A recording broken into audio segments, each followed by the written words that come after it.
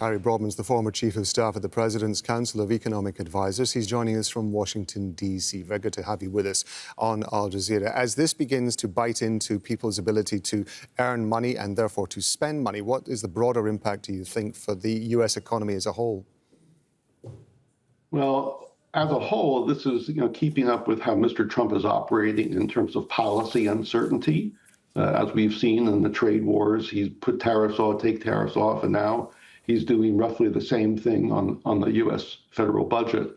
That obviously has domestic consequences that could be very far-reaching, but I think this is just another hallmark of how Mr. Trump likes to inflict uncertainty into an economy, which is not a growth-oriented strategy. He has threatened to use this as a method of clamping down on projects, for example, that are close to the heart of Democrats, and also to cut jobs as well. I believe the last figure I saw was an estimated 750,000 people. One of the words that's been used, that's been tagged onto that, is the weaponization of this shutdown. Have we ever seen anything like this before? Well, I mean, I've worked in Washington long enough to know that there's a lot of partisanship, but this is really quite unprecedented that they're targeting, particular districts, they're targeting particular programs, and if you just watch the U.S. news, they freely admit that this is what they are doing. That is not a way of bringing back comedy between an otherwise already dysfunctional Senate and House. This is only going to stir the pot more. At the heart of all of this is healthcare spending. There are other elements, but that is the key part of all of this, which is where the disagreement is. It is very close to the hearts of Democrats, not least, of course, because it polls well for them. But what is the risk, do you think, that by holding out, that the voting public is going to start looking at the Democrats and say, you're to blame for this shutdown?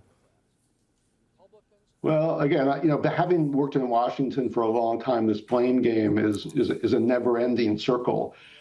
It's not clear who is going to be, left holding the bag on this. But when it comes to health care issues, this is obviously a very sensitive issue, as it is in any country.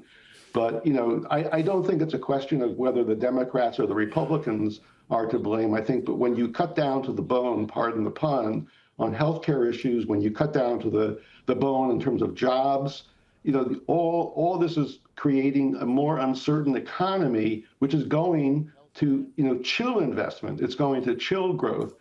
I think, frankly, I think part of Mr. Trump's hidden agenda is he would love to see this uncertainty, create, more unemployment so that he can then go back to the Fed and say, listen, now at the end of October, which is the next meeting of the Federal Open Market Committee, now we really need to lower interest rates because we have a soft economy, putting aside who was the cause of that soft economy. So this is a complicated decision-making calculus within the White House, but I guarantee you that this is part of the discussion in the White House. So we have this standoff that we're facing at the moment, and given the level of your experience in these kind of things, is it possible to identify moments at which either side is going to blink first, for want of a better phrase? If I knew that, I wouldn't be sitting here on television with you. I'd be a very wealthy man. It's very hard to predict.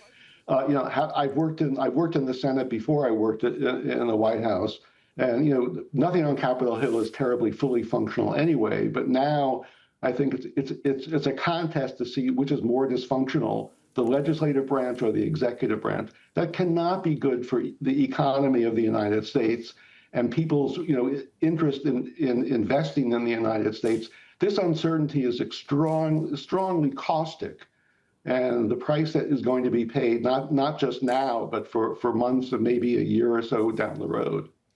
It's really good to have you break that down for us. Harry Broadman, we appreciate it as always. Thank you very much indeed.